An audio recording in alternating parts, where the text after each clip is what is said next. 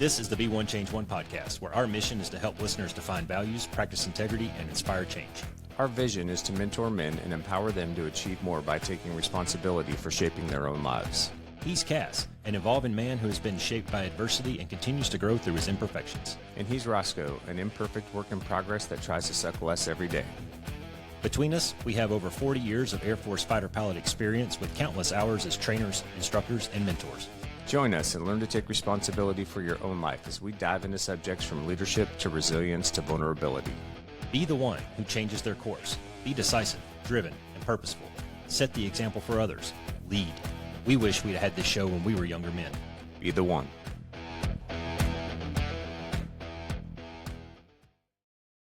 Just make sure that I did. Yep, Roadcaster, that thing, and Roku. Okay, Right on. because I've fucked that up before. Yeah. All right, dude. It's been a minute. 2020. Well, yeah. Holy shit, man. Yeah. I mean, we've been sitting here for 43 minutes. Just catch it up. Just catching up because it's been a while since we sat here. A couple of remote episodes, but it's been a minute. Yeah, it has. Yeah. Busy falls, and you just broke your freaking. That's what you get when you buy cheap ass Amazon parts.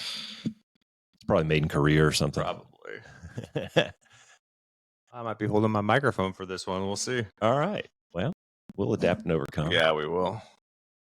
Oh, that just goes in there. Just stick the thing in the thing, man. Isn't it? Yeah, it's just there's not tension on this little. Oh. For some reason, that's what usually holds it up. We're gonna have to edit this out. No way, man. Okay. I've never seen a monkey fuck a football, but This is about what it looks like. this is probably what it looks like. All right, I'm not gonna touch it. That's what she said. All All right. right. Okay. So yeah, busy fall. Yeah. For me, it goes all the way back to Well, hold on. Before we start telling stories for the ones out there, just let's. This Yeah. is going to be the last episode for the year, yeah. and we'll be back on January the 7th. I was getting to that. But Oh, I was okay. doing Sorry, I was didn't doing know. the weave, My bad. right? Go back to weaving. Trump, man, didn't you remember? Oh, well, that's something we never Trump even has a talked weave. about. That probably makes sense now. Well, he's got a really gross comb over is what he got. But no, he was talking about. So Katie and I got to go down to the thing down here with him and Tucker Carlson. We got last minute tickets, went down there and sat, and I didn't really know what to expect out of that. But when he finally came on stage late in the night, he started talking about that because Tucker would ask him like a very simple question, like, "Hey, Donald Trump, what color shirt are you wearing?" And he'd be talking about fucking he'd Egypt go off or on some shit. tangent. Yeah, Sure. but he actually told Tucker about that. He goes, "Yeah, I ramble for like 20 minutes, but it's the weave, right? I'm weaving it, and I'm telling you all these tributaries to come back to the thing." He even said the same thing on Joe Rogan's podcast, and Joe Rogan was trying to keep him on. Like, Yeah, come on, man, I really want the answer to this question. And Trump's like, just wait. I'll get to it in hour 3. Yeah. But Seriously. so yeah, I mean, shit, that happened. We never even really talked about that. There was, the holiday season, I guess, is kind of starting. For me, it kind of starts with, really at the end of October. Caleb's birthday is in the end of October. Okay. So there's that, and then there's Veterans Day, which equals NASCAR championship, and then we did Spartan race, and now it's Thanksgiving. Yeah. I mean, it's just the bouncing Just ball rolls. just keeps going, man. It does. So yeah, so weaving, I was going to say, for all of those reasons, Yes. this is why we'll kind of just do an annual wrap up and then take a little pause. Yeah. Let us get our collective shit back together. Yeah, we need to take a break. Yeah. Get a breath. Well, the holidays is busy for everyone. It's busy. Man. And, I don't know if the listeners realize how much time and energy we actually put into this. Yeah. I know it probably seems like we just get on here and ramble sometimes, but there's actually a lot of thought. There's actually a lot of behind the scenes and Some prep. it takes energy, It does. and even we need a break. Yeah. Sometimes. Yeah, well, Matt, so for anybody out there that's listening that has a significant other, and you try to line up schedules to go out with somebody on a Friday or Saturday night, we have to do that with every guest. Yeah. You have to get 3 schedules together, find out 3 things that work. And it's not always easy sometimes because sometimes you and I don't know what our work schedule is going to be until the weekend before the next week. You know what I mean? And so it has its challenges at times. That's for sure. Yeah. So I know I could probably do a better job of forecasting, but spinning a lot of plates right now. And, guys, one thing for the listeners to take away is like, there was this big push. Remember back in like the late 90s and the early aughts, there was this big push from the Air Force of do more with less. Oh, yeah. Remember that slogan? Like, do more with less. Well, you don't do more with less. You do less with less. Yeah. Right? You only have so many penguins that can fit on your iceberg. You only have so much bandwidth. Yeah. And when you start dividing that bandwidth up, there's still only 24 hours in a day, bro. Yeah. Something's got to give. Right? And that's kind of what I know I've been experiencing that lately is just stretching myself a little too thin, and I need to back walk a little bit. Yeah, I think it's difficult to do that. I know that there's definitely been times in my life where it was hard to do that because the mindset that you and I kind of grew up with, and I think that we've carried through our professional careers is, yeah, dude, I can do more. Like I can do it. Yeah. I can take on more. I can, if you need it done, I can get it done. Yeah. Do I want to do it? No, but I can do it. Right. Like my plate's pretty big. You can throw quite a bit of shit on there. But the problem is that's where it goes back to that balance discussion that we've had sometimes, where now all of a sudden you've got all these things going on and keeping track of everything and staying on top of it all. It's easy for things to start falling through the cracks. And it just gets taxing at some point too, right? Because there's just, like you said, you've only got so much bandwidth. That's it.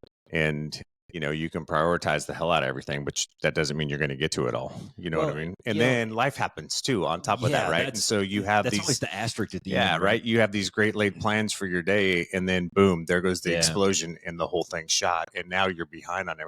Yeah, that's why it was so frustrating, especially with David when he was younger, because like I've always encouraged my kids, hey, if you're ahead, like if you have time, work ahead, get ahead, because you may think that you're going to be able to have all Thursday night to something's going to happen, man, to get this paper done that's due on Friday.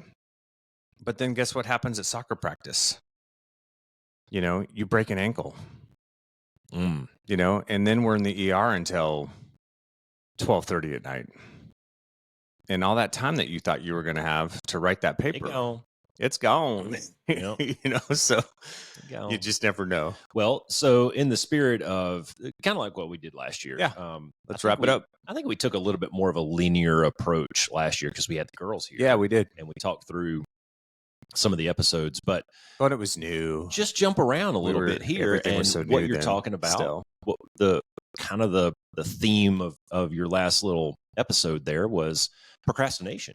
And that's something we covered in the spring, and we talked a lot about, what did you say? It wasn't really a misprioritization problem. It was a fear of effort kind of problem. It's usually not a time management issue. It's usually I don't want to deal with whatever it is, so I'm just going to continue to put it off thing. Yeah. It's more of a mental, emotional state than it is a time management issue. And we're all guilty. Like everybody's guilty of that. I've got like 6 sprinkler heads that are chewed up right now, and rather than go out and fix them, I just turn my sprinklers off for a couple of days. Yeah. Because it's Thanksgiving weekend, whatever. Sure.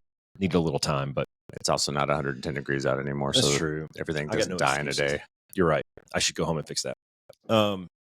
But the idea of, well, I'll get to it later, man, dude, it never fucking works that way. It doesn't. And one of the things one thing that I know that we hit on in the past, and just as a reminder, is if you wait until the last minute, then likely the quality is going to suffer in some way. And the same could be said as if you take on that extra project, if you add more to your plate, and maybe you are really good at time management. Maybe you are really good at dividing these things up and attacking them one by one. Like in the first 30 minutes of the day, I'm going to do this. And the second 30 minutes, I'm going to do that.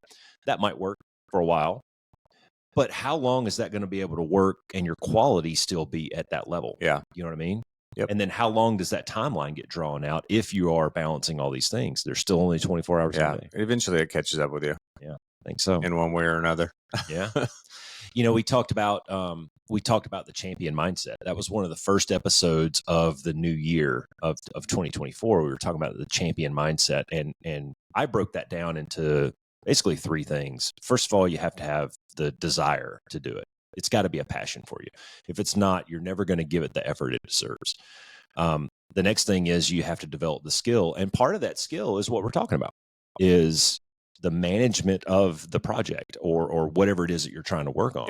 Right. And of yourself, like managing yourself and your mind, body, soul balance and all that goes into that, man, because you really have to hone that. You really have to develop that so that, and I need to throttle break. I need to take 2 days where I just fucking sleep and watch Netflix. And get that recharge. You talk about this all the time about Friday nights.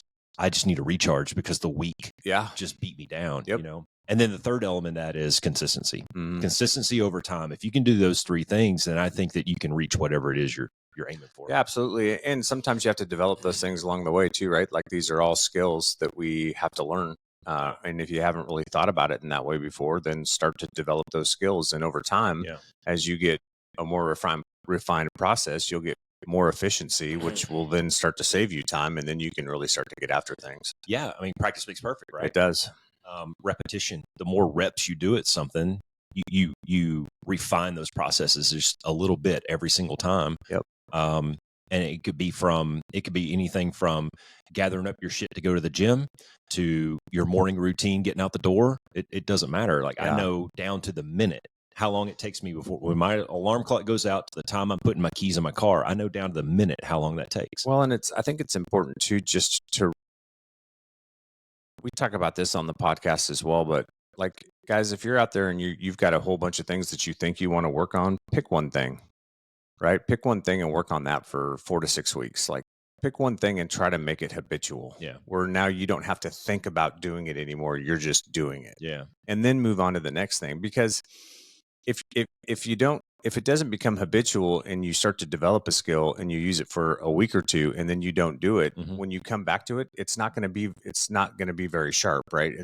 You're going to have to kind of relearn. I mean, perfect example was the Spartan race, right? Like who knew monkey bars were so hard? Like they weren't, right? We've all been on monkey bars. We've all done them a million times when we were children. I haven't touched a monkey bar for 20 something years since I had to do, PT and officer candidate school or whatever, but here, we're out there, people falling off of them left and right, grown men, it's not that hard. Right. But so it's, but my point in saying that is it's a skill, right?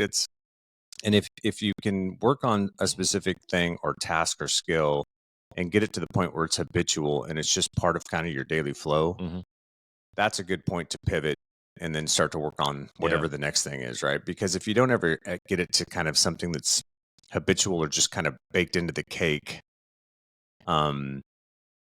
then going back and trying to pick it up, a couple months, a couple years, a couple decades from now, you find yourself on your back in the dirt. That shit atrophies. It does. As you were talking there, man, I was thinking about, and I know we've covered this at some point. I can't remember which episode it was, but I was thinking about if you're starting out something like this, and it doesn't matter what it is. It could be saving for the future. It could be a new job. It could be your PT program, a new diet, whatever it is, right? If you're starting it out and it feels like work, it feels difficult, and all you think about is the negative, like this fucking sucks. I was talking to a guy yesterday who got some news about his blood pressure, and so he went kind of on a low sugar diet. He started this low sugar diet, and the message that he kept saying over and over, I was actually kind of laughing at him, but it was like, this fucking sucks, and valid, it sucks, man. Like, who doesn't want full body Cokes and cake and shit like that? This shit tastes good, right? But I would encourage people, when you're starting something out like that, trying to build a new habit or trying to build a new program, is tailor it so that it doesn't feel sucky and shitty, and that you don't dread it. You know what I mean? And one of the things that I tell people who ask me about like diet plans or starting out a program is, you have to find something. The first question I ask is, can you sustain this for the rest of your life? Is this something you can do for the rest of your life? And the answer is no. Like, you can't eat bacon and peanuts for the rest of your life. Okay. Find something that works for you. And what works for Roscoe is not going to work for Cass. Yeah. And it's not going to work for Alicia. And it's not going to work for Katie. So find something that works for you. 5 salads a week. That's pretty good. Try not to eat dinner after 7 o'clock at night. No late night snacking. Okay. I can probably do that. And, maybe one night a week, I'll allow myself to do that when I'm watching a movie or something. Sure. But But if you can find something that's sustainable, then it doesn't feel like work, and you learn to not dread that. Yeah, it just kind of becomes. Yeah, it helps with that. It helps reframe it, right? It helps with that mindset shift. Turn it to a positive instead of a negative. Exactly. Yeah, exactly. Yeah. Well, what the other thing that we started really doing this year that we hadn't done when we first started the year before was interviews. Yeah. And I'll just tell the listeners right now that I apologize for shitty interview skills at the beginning because I had no idea what the fuck I was doing. And in the beginning, I still suck at it. I think we've gotten much better. But well, my thing is I don't write down. Yeah, I don't have preloaded questions for any interview that we've done. I don't have any preloaded questions, so it's whatever pops into my brain. Yeah. Like we were interviewing this chick that had worked in the White House. Unfortunately, listeners, that one didn't record, so we have to go back and redo that one. And it's a scheduling thing. She's East Coast, DC. We're West Coast. She's really busy. Anyways, like right in the middle of this interview, she's telling this really good story about being in the White House and working for all these cool people in the Bush and the Trump administration. And I blurted out, "Hey, please tell me that one of your kids was conceived in the White House." Yeah. Like this is, sorry, I suck at interviews. Welcome, Roscoe. But I'm curious and I wanted to know. So, yeah, the answer is no for the listeners. Yeah, it was no. We'll get to that when we interview her again. Now, the interviews thing has been really neat, man. And I don't want to necessarily go through each one, but that was an evolution process for you and I. Yeah, it was. We started the podcast on or about August of 23. Mm-hmm. We didn't do our first real interview until January of 24. Yeah, when we had Hamster on. And man, it was. I think that we would have done that episode differently. I think we would have done that interview differently if we would have done it 6 months later. Yeah. And it was, and Hamster was, I thought, a great interview. I mean, his story's really good, really powerful. Yep. He's very comfortable because he does interviews all the time. So he was, solid in that sense. Yep. He knew his story and he knew how to tell it. Yeah. That's two different things. Yeah. Right? And we've had plenty of people on the podcast who have good stories, but maybe not have the ability to tell it well. And what we've gotten better at is pulling those strings, I think.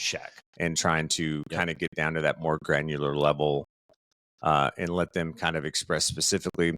And you guys, the reason that we do all these different interviews is because, who wants to listen to me and Roscoe talk all the fucking time? I do. Not me. But...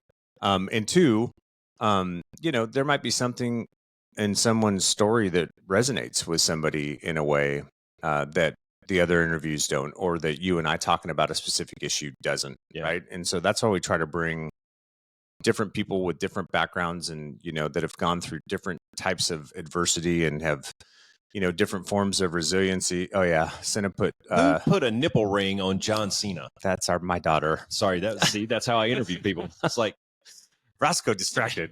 Squirrel.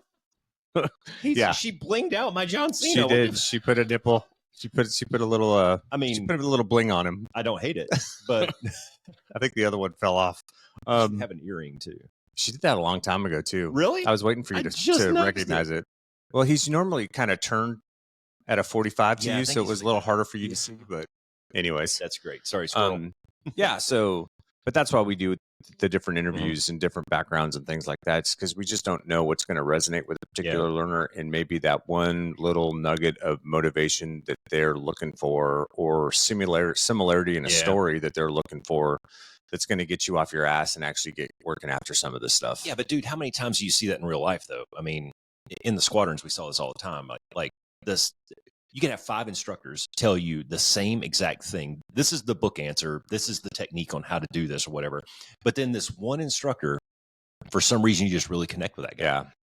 And they break it down. I don't know, man. Maybe you're more friendly, or maybe there's like a shared experience that you trust this guy a little bit more, or maybe it's just the way he communicates, man. Maybe his mannerisms are just, for whatever reason, you listen to that guy. And that was important when I was coaching football, is I could come in with the game plan and I could communicate that game plan, but maybe 5 of the kids didn't listen to me. So that was important for me to communicate that to the rest of the coaches. Yeah. Because one of those coaches can pull that kid aside. It's going to have that influence. Yeah, exactly. Yeah. So, and this is all stuff that we cover too, about the teamwork, the communication. How many times have your kids you've told them shit until you're blue in the face. And then all of a sudden a teacher tells them and they're like, hey, guess what my teacher told me? And you're like, motherfucker, I've been telling you that shit for years. I know, right? Yeah, I know, but he said it. You Yeah. know? So kind of the same thing with the storytelling is we've actively searched out people who have that we look for a similar theme. Yeah. Right. There's a trope. There's a line of similarity between every interview that we've done. And the listeners, you can go back and listen to all these. And by the end of the episode, you'll be able to see this, that it doesn't matter what goal you're going after. You could be the senior airman going for a job. You could be the astronaut going to space. But the theme is the same. Yeah. It takes hard work. Yep. It takes communication. It takes networking. It takes mentorship. It takes all these things that we try to bring together week to week. Yeah. And every single interview that we've done has a story like that. Yep. It's all about resiliency and perseverance in a lot of cases. I mean, and from whether, like you're saying, whether it's, the young senior airman who's just trying to get that first job, or the guy that's going to space, or, someone who's had to deal with breast cancer or some kind of significant medical issue, to drug addiction, or being in prison, like Ryan's story.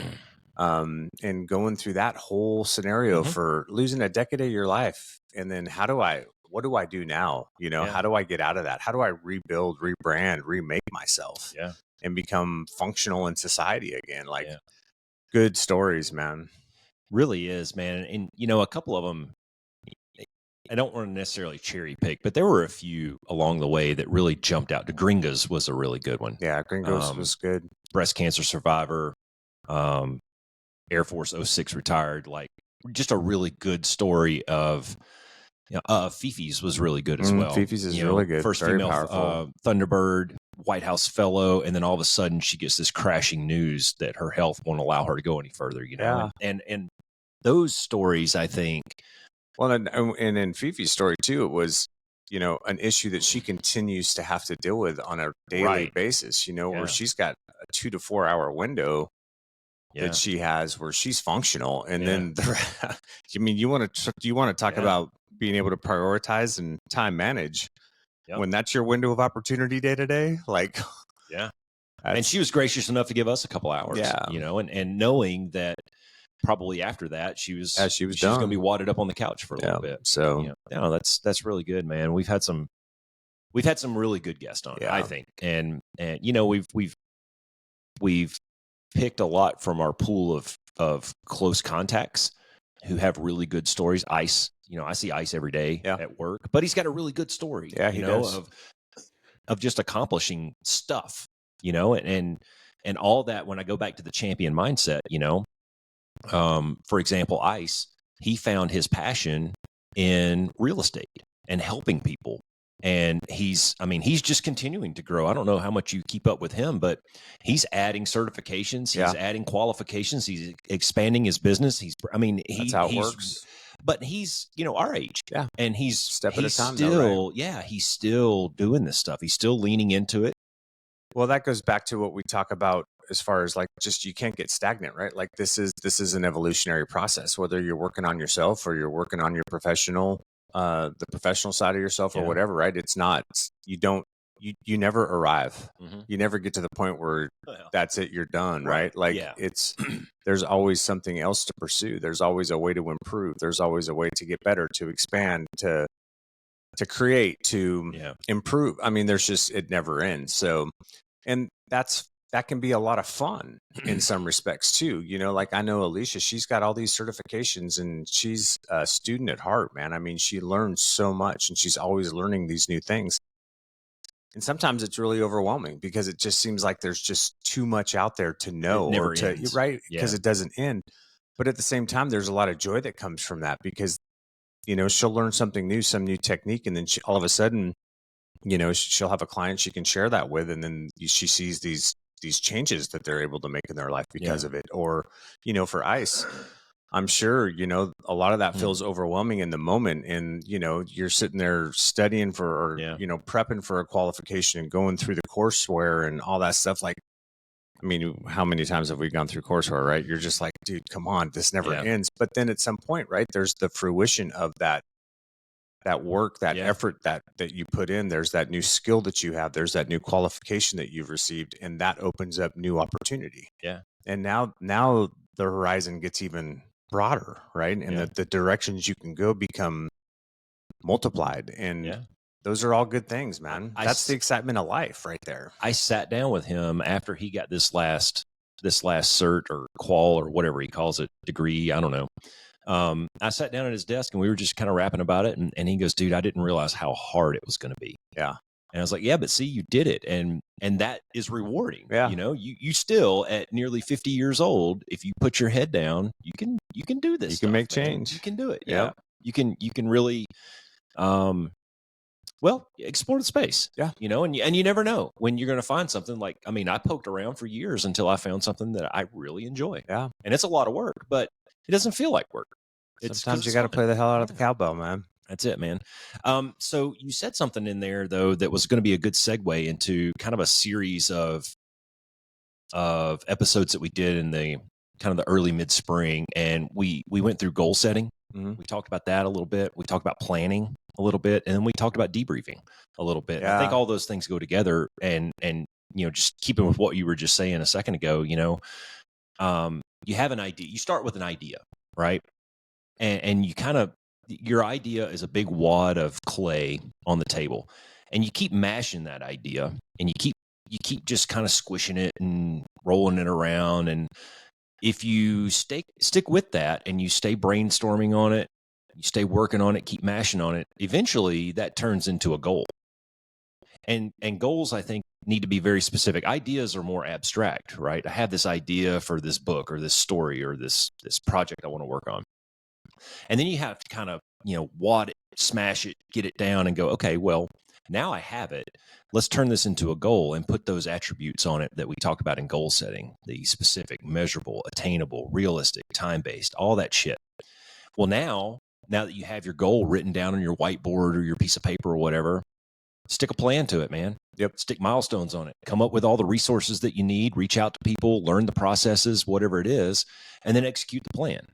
Yeah, and I think the two biggest pieces of that, before we get to the debrief chunk of that, is, you know, and ICE is a great example of this, is don't be, you know, be flexible enough to pivot, because no plan's going to meet first contact with you. Right. Going to survive first contact of the enemy, right? So, you know, never be afraid to pivot in life and to go, well, that didn't work, so let's shift direction and try that route, or let's change the plan up. You know, I'm not hitting my mid goals under the plan, so what needs to change?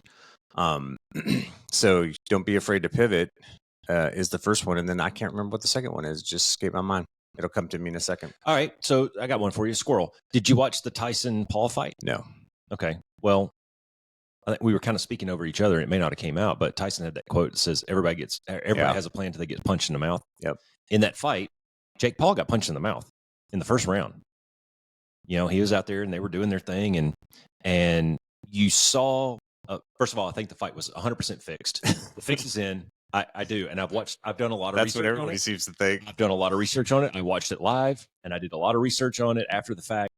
I've seen video evidence. Anyways, first round, they're up there, you know, glove to glove, and Jake Paul throws a punch, and you saw in a split second, you saw Mike Tyson. He dodged it. It was a glancing blow off of his head, and he came up and he smacked Paul in the side and then came around and caught him with the left to the chin, and it rocked him. It knocked Jake Paul back a few steps, right? This is a move that Tyson has done 1,000 fucking times. He steps in, which is smart. It's a steps in and a bob and a boom boom. Yeah, but when he weaves, he steps in, which brings him in closer, and then he's got all that room to just. You saw 1980s Mike Tyson for a split second. And the next thing you know, they clinch, and all of a sudden Tyson is not throwing punches anymore. And you can go back and you can watch this on YouTube, man. You can see him holding back. He like gets halfway through a punch and then he pulls it back. And I remember there was this one really good clip. It's like a 10-second clip where Paul throws a punch and it misses. And it leaves him, like, his gloves are down. Yeah, he's totally exposed. And you can see Tyson loading up, and then he just brings his fist right back down. Like 1980s Tyson would have put Paul on the mat. Yeah, right there. You know? Yeah. everybody has a plan till they get punched in the Yeah. mouth. Jake Paul got punched in the mouth, and he had to pivot, and he got Tyson. He goes, "Hey, motherfucker, you want to get paid?" So pivot's one, and then the second one that we've discussed is focus on the process and not the outcome. Right? I knew it'd get back to you. All I had to do was go around. It's really about it's the process, right? Yeah. Focus on the process. That's where we build skills. That's where we build resiliency. That's how we deal with adversity. If all your focus is on the outcome, when you come up against obstacles and you see outcome in doubt, you're going to fold like a fucking chair. Yep.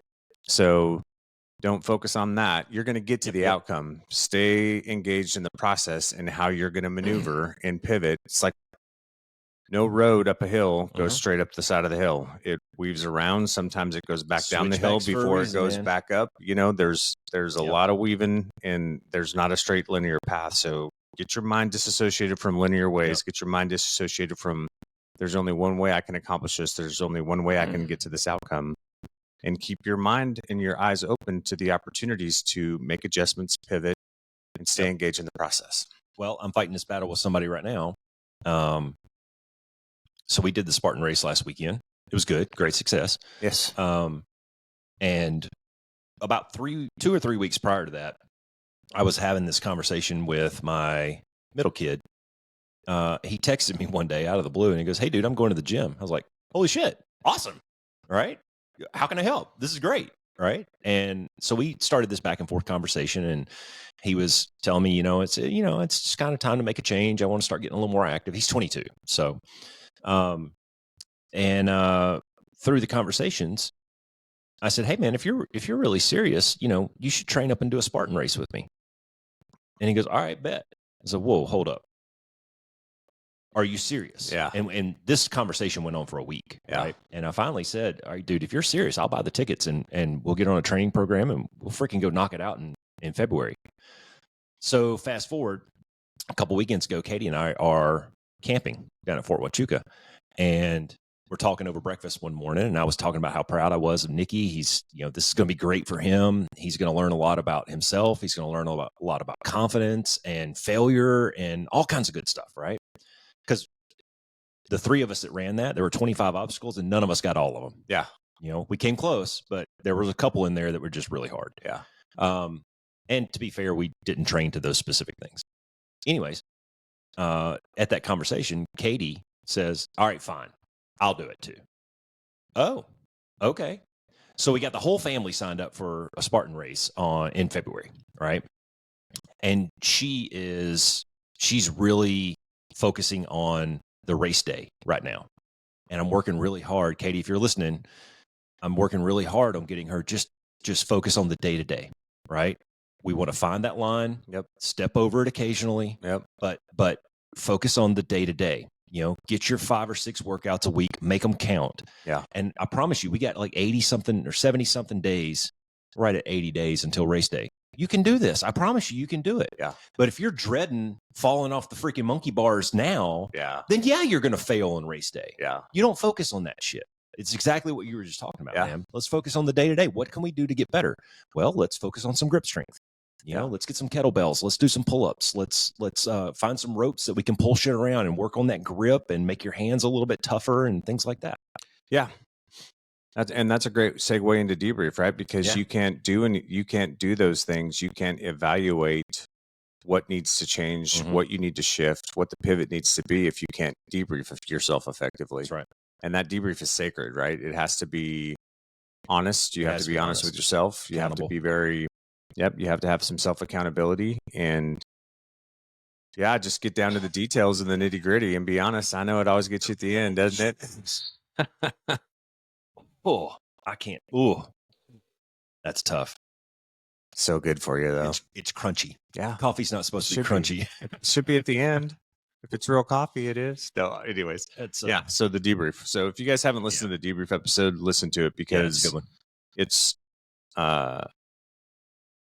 Roscoe and I were fortunate enough to grow up in an environment where we got really good at that because we had to do it just about every day. A lot of reps. And you get a lot of reps, and it's completely transferable to your personal life and your pursuit of your own personal goals as well. The methodology works. Did the game plan work? Yes or no? Yeah. If it did, what could we have done better? Yeah. If it didn't, why? Yeah. And these things are circular too, because if you do a really good debrief of whatever it was you were working on, it could have been your drive to work this morning. Do a debrief on it real quick when you pull into the parking lot. Well, maybe I could have shaved off a minute or two here. I missed that red light, got lucky, but then I hit this other one. Do that debrief real quick. And guess what? That makes you better at planning for the next one, because now you have lessons learned that you can apply to the plan. So it's an iterative process, that it's a circle, and it just makes you a little bit better. Every time makes you a little bit better. And, That's right. And kind of like draw one of these pictures where you're kind of drawing this circle over and over, and it just kind of gets a little further on the page every time. That's, if you start thinking about it like that, then you look forward to that debrief and you go, hey man, what, I looked back at the Spartan race. I sat down that Sunday night and I was like, man, I could have done this a little bit better. I should have trained that a little bit harder. And so now this next 90-day block, those are some of the things I'm going to work on. Yeah. Yeah. It's good, man. Yeah. So what else did we do this year? God, dude. I mean, we told a lot of stories. Those are always fun. One of the interviews that was really fun to me, and it's because he's a really close friend of mine, was Costo. Oh yeah. Yeah. Losing his leg in the motorcycle accident. But you want to talk about violent positivity. No doubt. That dude, man, like just the mindset. Yeah. Like his whole world changed in an instant. Yeah. And he was so positive about the whole thing, and found these other avenues, and now he's a voice for these people. I just saw him a few weeks ago over in Tempe. We went to this concert and spent the weekend with him, and he and I sat there by the pool one day just talking, and he was telling me about all these opportunities he's got to mentor amputees and their families and the doctors. Like, he goes to his doctor, and his doctor's like, well, I think you should do that. And he goes, hey, with all due respect, you have 10 toes. I don't. Yeah. So let's have another discussion here. You know, and it's that and the doctor's like, oh yeah, you got a point. I've never lost a foot. Tell me what it's like. So I don't know if I would have handled it that way. I never been in that situation, but man, that was really good. So anyone who's had some kind of traumatic event in their life, a breakup, lost a job that you really loved, God forbid, lose a limb, or you just got diagnosed with something really tough, go back and listen to that episode. Matt Costo, it was, oh shit, I just had it pulled up. It was in the 40s. A lot of positivity there. Yeah. Well, and I think what's so powerful about his story is no matter what you're facing, there's opportunity on the backside of it, right? We've talked about transitions, and for another chapter to begin in life, you kind of have to close out the last chapter. And sometimes that chapter gets closed in ways that we weren't planning for, that were abruptly outside of our own control, or, outside of our own desire or want even. But, you have a choice to make there. And that choice can be, to wallow in self-pity and woe is me, and then let everything degrade from there, or make that pivot, shift, and start looking for what's the new opportunities. How do I move forward in this? How do I make it better? How do I get better? And that's what he does. That's what he does every day. And like you said, and think of all of the opportunities that he's been able to, in some ways, create, and that have been presented to him because of that tragic accident. And now the influence that he has, and the ability that he has to be able to reach other people and be a positive influence in their lives, to be able to move through some of the same things that he had to deal with.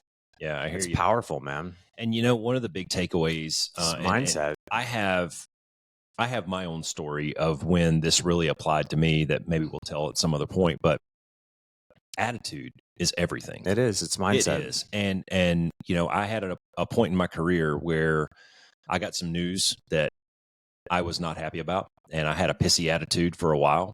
And then I PCS'd. And I remember talking to Katie about this. We were sitting down at dinner one night, and I said, look, I've got to change my mindset on this, because 3 years of this is going to suck. If you go into it thinking it's going to suck, it's going to suck. Yeah.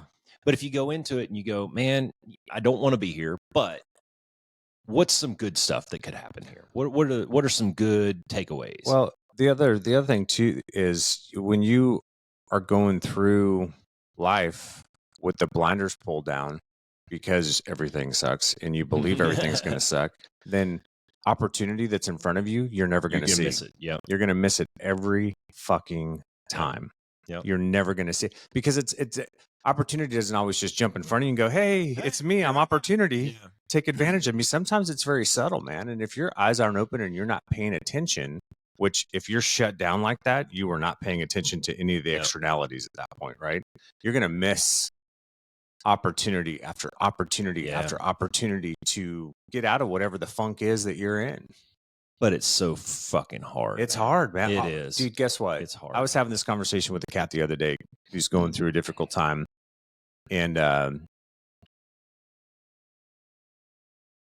everything that we talk about on this podcast, for the most part, is hard. Yeah. Building these skills, working through adversity, building resiliency skills, being self-inspective, taking a good hard look at yourself and being honest with yourself. It's fucking hard, man. And a lot of time, and a good chunk of the process sucks, especially when you're first starting it, because it's hard to face some of these things. It's hard to face some of these realities about ourselves. It's hard to be truthful and go, yeah, I'm kind of an asshole, or yeah, this is a part of me that I really need to change. You don't always like the answer. Yeah. And then coming up with a game plan and then executing the game plan and sticking with it, whether that's, you see how much people struggle just with exercise and eating, let alone half of the mental shit that's going on between our ears, I fucking run this podcast and I have the list in front of me and I've put on 5 pounds this fall because it's hard. It's hard, right? So, but the benefit, and oh, by the way, you're going to fuck it up and you're going to fail. And sometimes you're going to win and a lot of times you're not, but sticking with it, but what you get on the backside is opportunity, right? What you get on the backside of that, if you stick with it and you build these skills and you have some self-inspection and you work through the stuff and you define values, you start to practice a little bit of integrity, is you'll see things start to change. And as things start to shift and change, you will start to see more opportunities. And those opportunities are going to help improve your situation over time if you have the courage over comfort to take advantage of them. That's been in my peripheral vision like this whole time. It's been driving you crazy. Just one single hair on the microphone. Squirrel. Now, so let's take something easy. You want to run a 5K. All right. Something simple. And you're completely sedentary.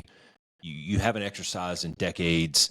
When you start, it's going to be very difficult. You're going to be sore. Your ankles and knees are going to hurt. Your hips are going to hurt. Your back is probably going to hurt a little bit.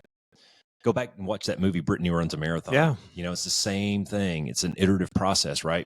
But after you do it for a few months of just running down to the end of the block and back, or, maybe you bump it out to a half mile and then you bump it out to a mile and it gets a little bit easier. Yep. With each instance, it gets a little bit easier. And everything that we talk about in this show, it's the same thing, right?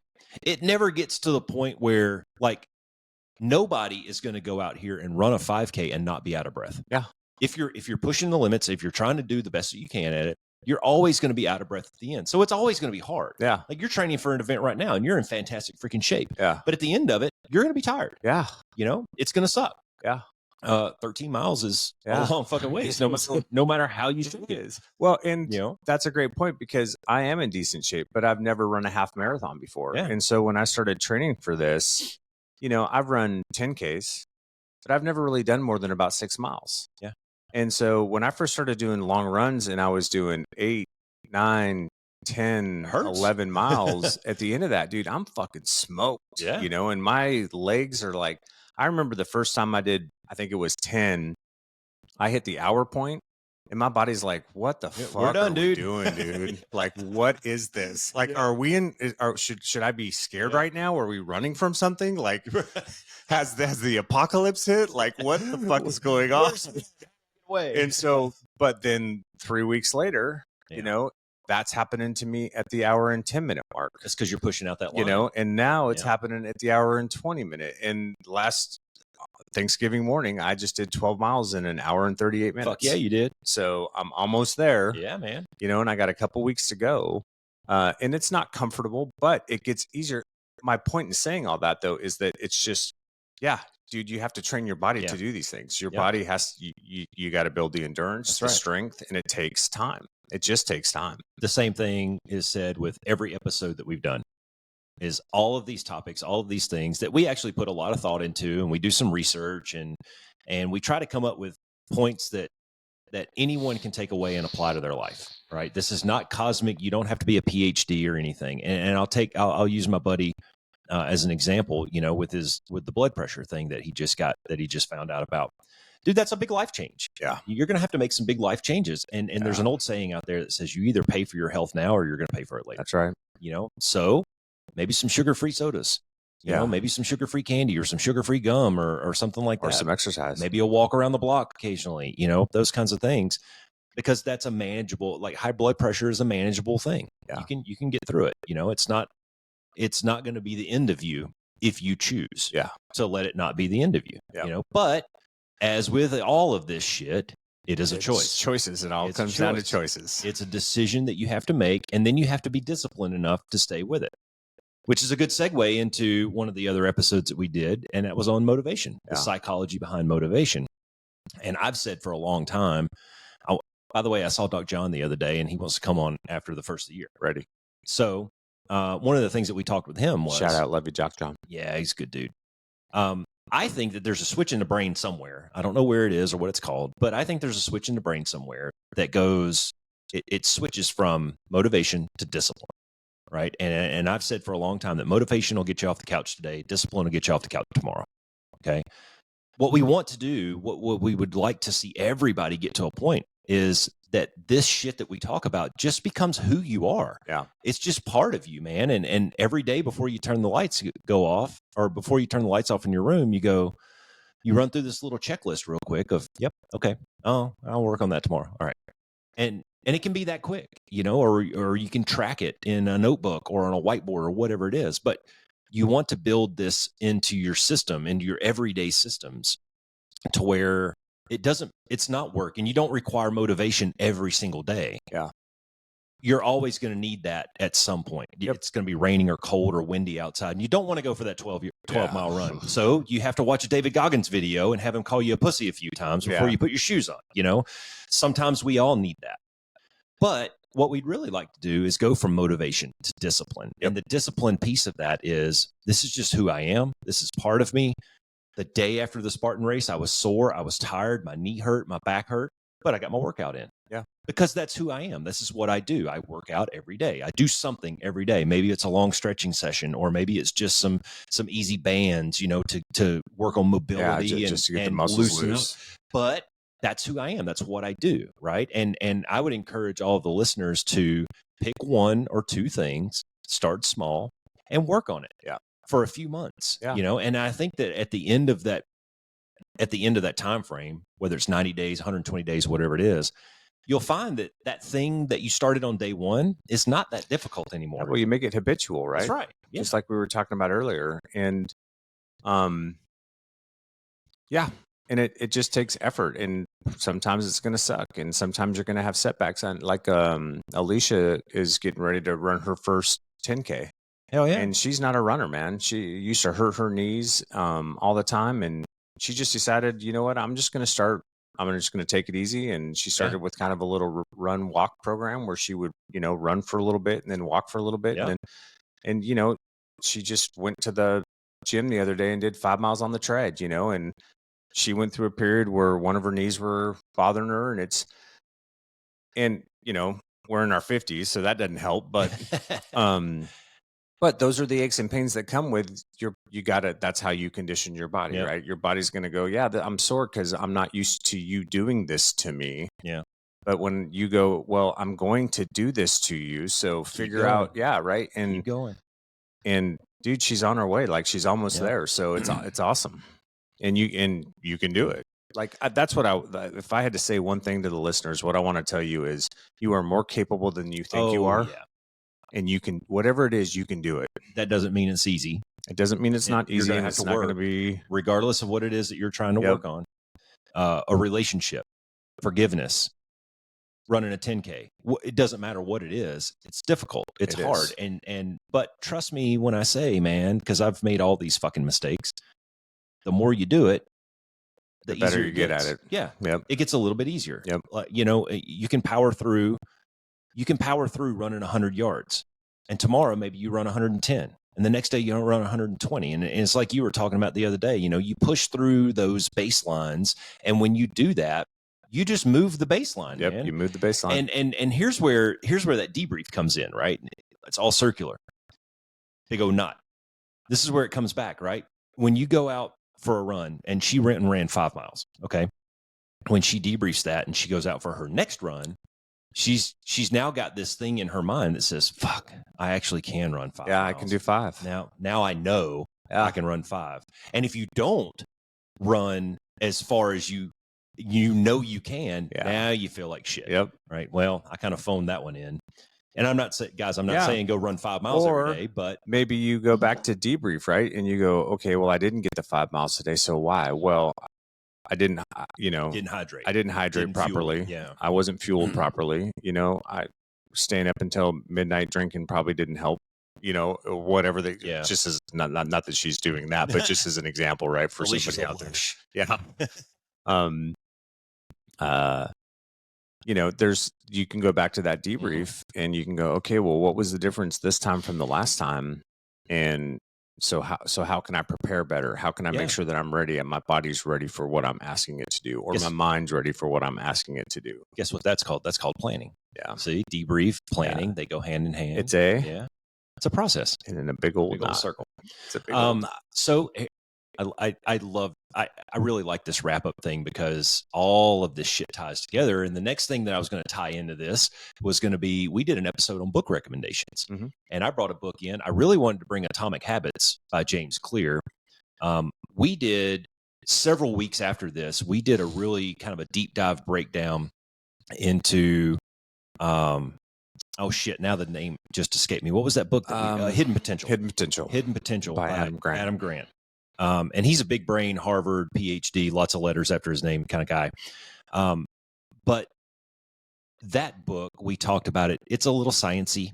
It's got some diagrams. It's got some big words in it. Not Roscoe's favorite, right? And Atomic Habits is a lot like that. It's not a difficult read, but it is a little more technical. And I brought in as one of my book recommendations, I brought Jen Sincero's Badass Habits. It's the same shit. And you find if you read some of this self-improvement kind of books, a lot of the information is the same. It's the delivery. The same. Yeah, it's the delivery. And her delivery is very anecdotal and just like sitting down having a conversation. She's funny and she writes it in a way that you can get through it in just a few hours on a Sunday afternoon. And so I would say anyone who's looking to start maybe doing some of these things, go and find some of those books and shop around a little bit and find something that relates or that speaks to you.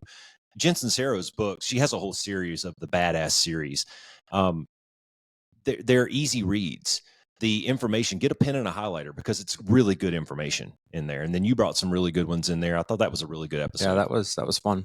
I thought that was good. And since then I've read some more that maybe next year I'd bring those in.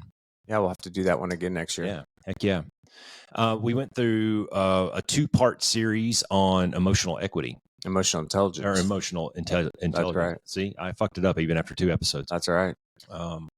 That was a hard one. That was a hard one. That was technical. And it was very technical.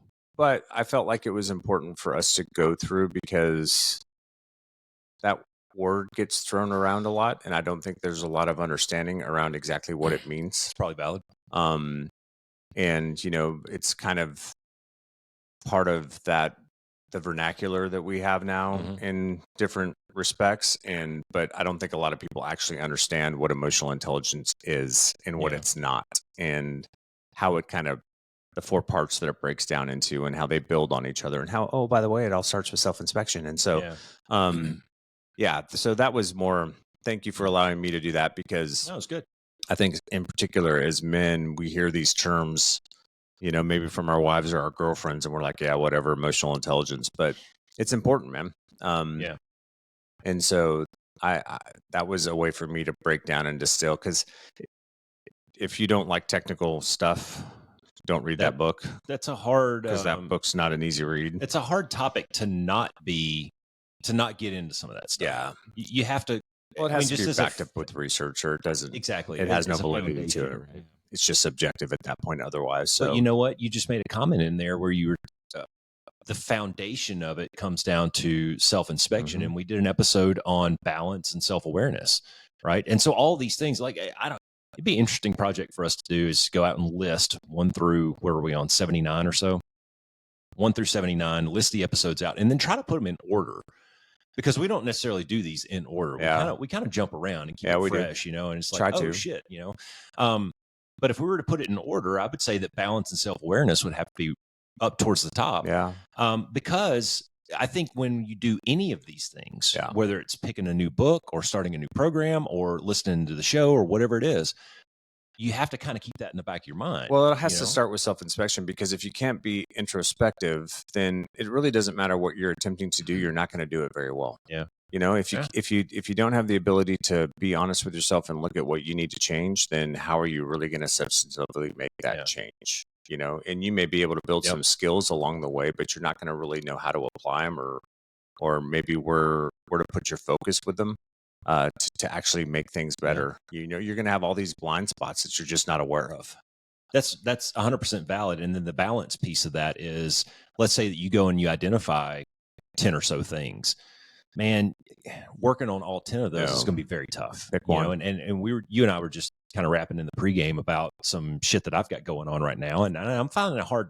It's hard for me right now to balance a lot of the things and prioritize some of those things, because they're all fun. They're all good. And I want to work on them all, but I have to remember to take a pause, you know. And what did I say about the Spartan race? It's like quality over quantity at some point, man. It is. There's also value in just getting it out of your system. True. Well, especially with the writing process, like just getting stuff out of your brain and onto paper. Yeah, that's one at least thing. It lives somewhere. But like after the race the other day, I was sore. The next day, you know, my upper back was sore from all the pulling, and my shoulders are really sore. Yeah, admittedly, I didn't do enough training in that department. I felt like my cardio and my running was pretty good, but I didn't train enough in my upper body. So I was pretty sore the next day. I hurt my knee. That was, you know, I was kind of limping around a little bit. But I still got up and I got my workout in. I worked out all week this week. Did good. But what I really need to do is I really need to take a week where I just don't do anything. Yeah. I need to take a down week and let my body heal and let my muscles atrophy a little bit, so that I go work out and I get sore the next day, you know, and I really need to take that pause. And that's part of balance. Yep. That's part of that balance, is knowing when to take that pause, when to back off. And it's okay sometimes to take that pause and back off. Not only is it okay, I need it. It's necessary. I really need it. I mean, so I already know. So the half marathon that I'm training for is 2 weeks away. And the last week, because I've never done this before, so I've been doing a bunch of research, you taper, right? So you don't run a lot. You're supposed to kind of taper off, right? So that your muscles have time to recover. That's right. They can get all the, whatever it is, I don't know, glycol or whatever, the sugar shit back in the muscles. So you're kind of, you know, you're carb loaded, you're ready to go. Like your body's fresh and ready to go, right? I already know that's going to be really hard for me to do. Yeah. Because I know that about myself. Like, I know it's going to be really hard for me to pull back that week prior and go, because I'm going to feel like, but I feel good. I could be doing more. Like I should be doing more. You know, mileage on the shoes is what's going to make the difference on this thing. That's right. And you know, I'm already at the point where I'm pretty comfortable that I'm going to make my own personal goal that I set for myself from a time perspective. But also knowing that about myself, I'm going to be very disciplined and I'm going to follow the program and I'm going to taper. And it's going to drive you fucking crazy. And it's going to drive the whole week. It's going to fucking drive me crazy. It is. Yeah. And that's okay. You know, that's what I need to do. That's if I want to be in the best possible position come race day, that's just what I have to do. So, but I know that about myself. And so being aware of that, I know that's going to be a struggle for me. And so I have to focus in and be disciplined with my training plan. And just go, okay, I'm just that week, I'm just going to follow it to the T. I'm not going to do too much, even though I'm going to feel like it. And I'm just going to, I'm going to do it and we'll see. Well, and that's something else we were pre-gaming was, you know, when you put a lot of energy into something, whatever your project is, when you put that level of energy into it and you get to the end game, right? And you just been going and going and going and going and you're feeling good, like everything works, you got your mileage in, my body's healthy, I feel like I could go and run today. It's so hard to just throttle way back. It is. And go, hey man, take a break for a second. And I've had to do this with some of my, like, you go and you write, or I would go and I would write, I don't know, half a book, and I'd put it on the shelf for a month. And that's hard because, I've been writing like every day or every other day for a month or so. And you got all these ideas swimming in your brain and these conversations that your characters are going to have. And like, I have the roadmap in front of me, but you need that break because the next time you pick it up, now it's a little bit more fresh. It just makes it a little bit better, and you kind of get back into it and you slow roll and I don't know, man, that balance piece of it. That's one thing that is really difficult for me is slow down, take a break, go back to the discipline discussion. It's just become who I am. Yeah. It's just part of what I do. It's my everyday. Like, I don't even think about it most times. Yeah. But I think some of that for you too, is you're still trying to figure out that artistic process, for lack of a better term, maybe, of your flow for getting those books onto paper, because you've done it in the past. I know in the past you've taken a book and shelved it for 2 months. Yeah. And gone, hey, I need to step away. It's the water's too muddy. I need to let all the silt settle so I can see the bottom again and then go back after it.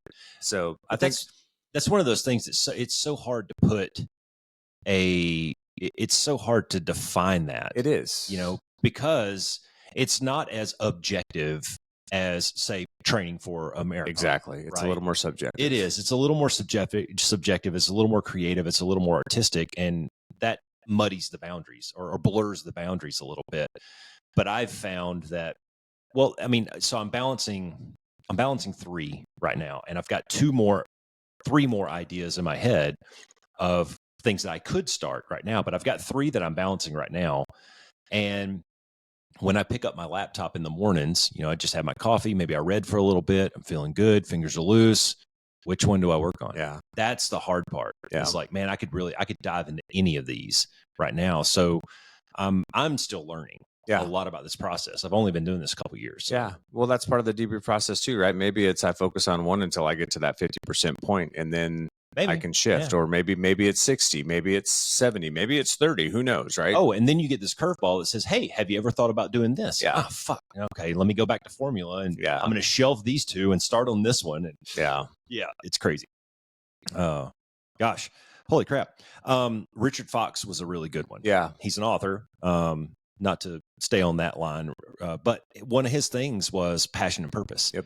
Army guy, thought his destiny was in one direction, and then picked up a pen one day and found his passion writing sci-fi. Yeah. And like, who knew, man? So it goes to what we talk about all the time. It's like, try new shit, man. Yeah. You never know. Yeah. And don't be afraid. Don't write. Like, I would imagine for anybody in that situation, you included, like, it takes courage to go ahead and write something and then put it out there and let the spears fly. And how's it actually going to do? And are people even going to read it? And it stings. Like, there's a lot of courage over comfort in that. But dude, if that's something that you enjoy, then go for it. Because like you've talked about, Roscoe, the first book you wrote to the book you're working on now, I'd imagine you're a much better writer. Like, your process has become more I think efficient, so. And you learn, but it's iterative, right? You've learned on each one of these projects that you've worked on. For sure. You do the research, you've learned more about how to do dialogue and, contextualize things and create environments in the mind. And like, it's an iterative process. And that's one thing that Richard talked about, right? Like, his first book was terrible. Okay. Yeah. His second book completely bombed, and then he shifted over to sci-fi, and then boom, things started to click, He found he found something that not only works for his audience, but works for him. And his style. And to be fair, I don't know the answer to that yet because I haven't put these out to the public. Yeah. One day I'm going to put them out to the public maybe, and the feedback will tell the story, and if the feedback is 1 star and this book sucks. Okay, it's time to go. It's time to shift. It's time to pivot. The thing is, though, and this is what I would encourage listeners to do, is find something you enjoy doing that you don't mind sitting down and typing for a couple of hours. I don't mind sitting down with my laptop and just going for it, man. And I might get 3,000 or 4,000 words into a chapter and then be like, you know what, this sucks. Delete and start over. Well, and you may try and you may come up short and you may get the 1-star review, but that's where you get the lessons learned, right? So it goes back to, don't let failure be a hindrance. Like, failure is part of the process. Like, that's where we get our best lessons learned. Abraham Lincoln, I think he ran for office 13 or 14 times before he won the presidency. He had never won. He had run for elected office like 13 times and lost every single one of them. And then becomes one of the, arguably the best president this country has ever had. Took us through a civil war, freed the slave, like all that stuff, right? And think about if on the 6th time he lost, he'd have been like, yeah, this isn't for me. I'm just going to throw it up here. Our country would have never experienced Lincoln, right? So what if Edison gave up after 9,000 tries? Right, exactly, man. So it's just, again, it goes back to focus on process, not outcomes. Take the lumps, learn the lesson, apply it to the next attempt, and just keep pressing. Yeah. Gosh, that's good. Bouncing around. We did an episode on feedback. Yeah. And giving it and receiving it and all that. And, we talked about, one of the big things that we talked about in the feedback was 2 questions that I always ask when people give me feedback is, what's the source? Because that means something to me. Yeah. Different sources closer to me or further away from me are going to carry different weights in their feedback. If I get a 1-star review on a book or one of the podcasts or whatever, the 1-star review says this sucks and it's some fucking internet troll bot farm thing. Whatever, dude, pass. Who cares? But if it's Katie, that carries different weight. Yeah. Right. The next question that I ask is, are they right?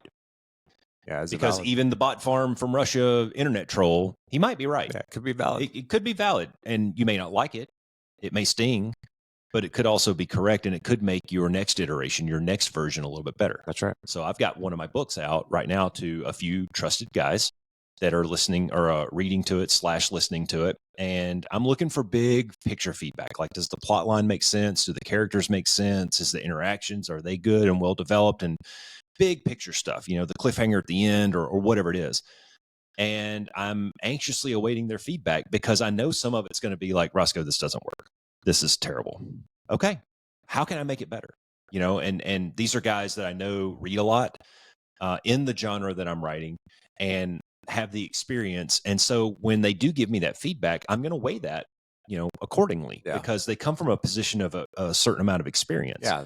I wouldn't give that same some authority behind it. Yeah. I wouldn't give that same weight necessarily to, say, my youngest kid who doesn't read these kinds of things. Right. And he doesn't understand how these stories typically flow through and doesn't read a lot of fiction and doesn't understand the space that you can really explore in there, but these guys that I've given it to, I trust their feedback to a degree. Doesn't mean I'm going to take them all. Doesn't mean that I'm going to listen to every single thing that they say, but who's the source and are they right? Yes or no? Yeah. That's a big one. That's good. And then what about giving feedback? We did a whole episode on just giving feedback to people. Yeah. Just appropriate ways to do it, how to be empathetic in the process and the right way to get things across.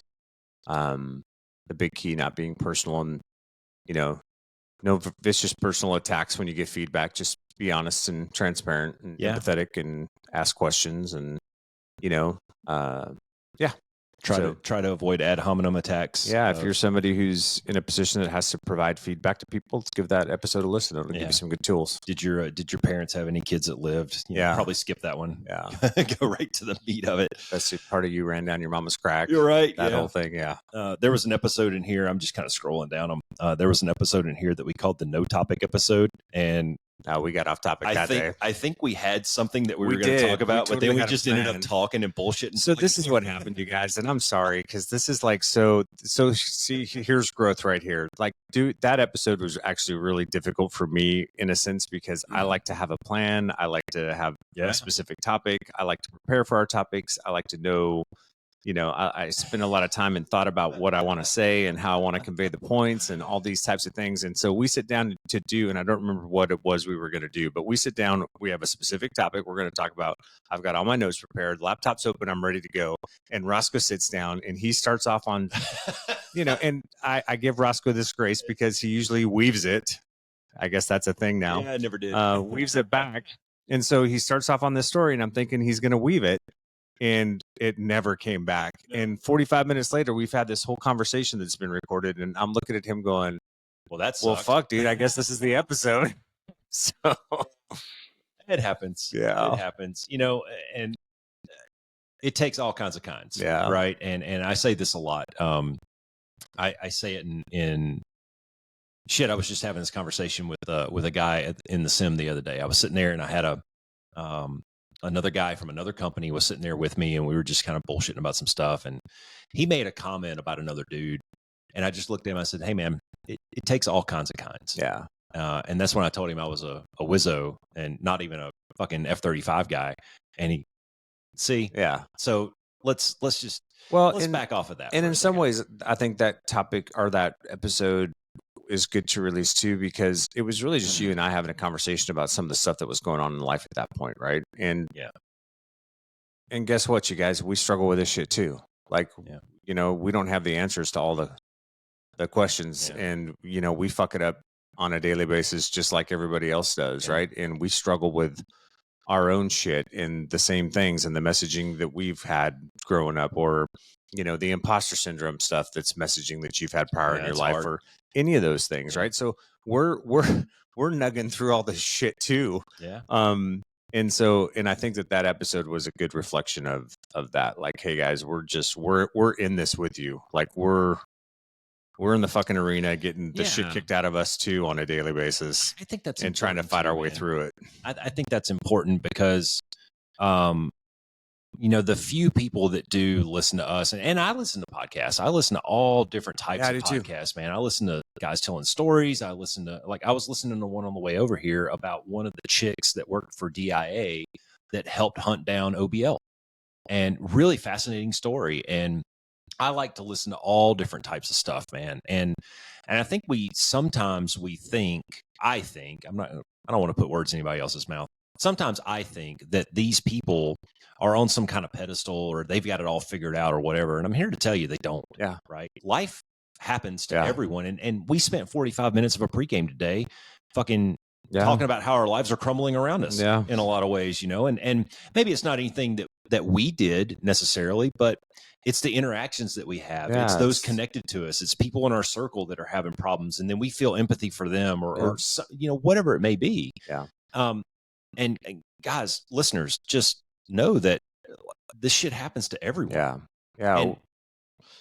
Yeah, guys. Like I said, we're right in the middle of the arena with you guys, duking it out, getting fucking bloodied and dirty, and sometimes winning, sometimes losing, but just still trying to throw punches and stay on our feet. Yeah. So and applying the stuff that we talk about on the podcast. I think that sometimes the best defense is a good offense. Yeah. And you do these things, you practice these things over and over and over again, and you get more resilient when these life events do happen, and you just kind of build skills over time. You take a deep breath and, like, what do you say? In through the nose, out through the mouth, and control your heart rate and move forward, and I think I would encourage breathe everybody. Through your nose, not through your mouth. We don't need a bunch of open mouth breathers listening to the podcast. There you go. Fucking CAS, top rope.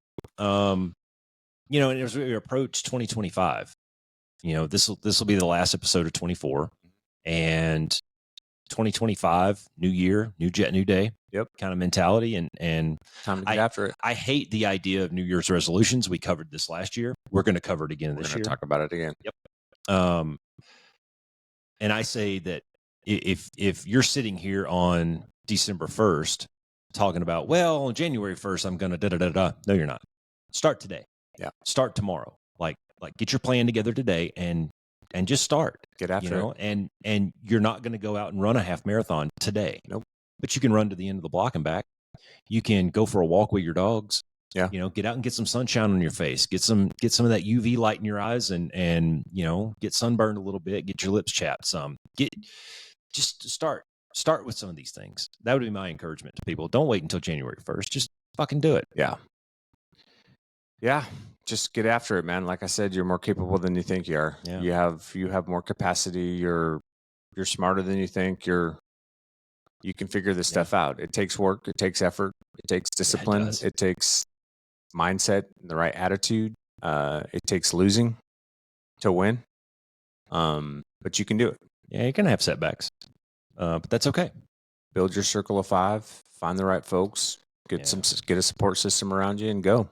I think, man, that's a big one, and we talk about it all the time, but I don't think you can talk about it enough. Who was it? There was somebody famous that said something like,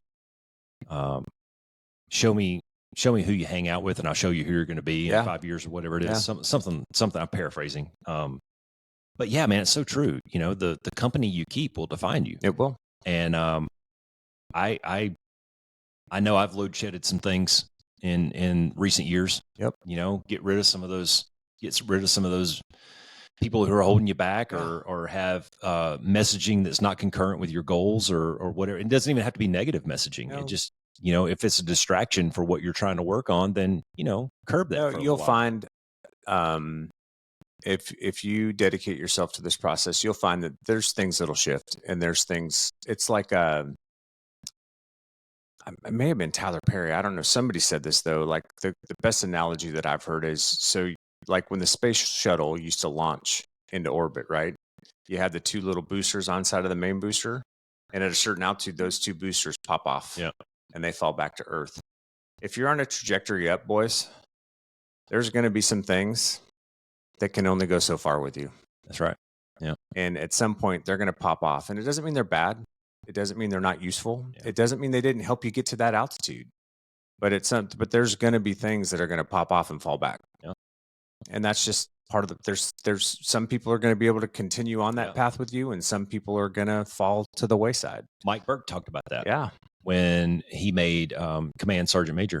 Yep. And he had a few trusted souls that he would call and talk about things and try to help him solve problems. But then he would, there would come a point where he'd be like, "Hey, man, with all due respect and no hard feelings here, but you're not sitting in my shoes. Yeah. You have not reached the point that I have reached. And so you just don't have that. You don't have that experience. You don't have that. Yeah. You're not in the seat, so the optics are different. So it's hard. Yeah. And that doesn't mean that guy or that person doesn't have valuable input, but at some point, maybe he just doesn't have that sight picture that you have. Doesn't have the same perspective. Yeah, sure. Or doesn't see all the secondary and tertiary effects. So that was a pretty good wrap up for 24. What's on tap for 25? I don't know. I will tell you this. I will tell you this, and this is with all sincerity, man. If you would have told me a year and a half ago that we'd be sitting here at episode 80-ish looking at doing another year, I'd have been like, no fucking way. Yeah. Like, we're going to do 50 episodes. It'll be fun, and then we'll move on with life. But I'm enjoying the process. I know it's been really challenging, and I know you've been annoyed lately because we haven't been able to plan things and really kind of move that ball. And I apologize sincerely for it. No worries. But, we'll get through it. Yep. It's a phase. And, again, it's life. We just... Yeah. I'm looking forward to 25. I think we can come up with some new and fresh ideas. Yeah, me too. I'm looking forward to some of the interviews that we have coming up and some of the topics that we have on the deck. So, all right. Guys, stay tuned. Yeah, and have a great holiday season, you guys. We're going to keep going, keep doing it. Yep. I got nothing else. I got nothing else either. Be the change. Be the one. Thanks for flying with the Be One Change One podcast. If you got something out of this show, then be the one and share it in your circles of influence. You can be our wingman through our website at www.be1change1.com. That's B and the number 1, change and the number 1.com. We invite you to be the one and join our fighter squadron on social media at Be1Change1 on Facebook, YouTube, and Twitter. You can follow us at Paul Roscoe White on Facebook, Instagram, and LinkedIn, as well as Roscoe's website, www.paulroscoewhite.com. You can email us from the website, and please leave comments, share, and ask questions, or leave ideas of things you would like to discuss on future podcasts. Most importantly, be the one that helps us win the algorithm by leaving a review on whatever platform you're listening on. Thanks for joining. Until next time, be the one.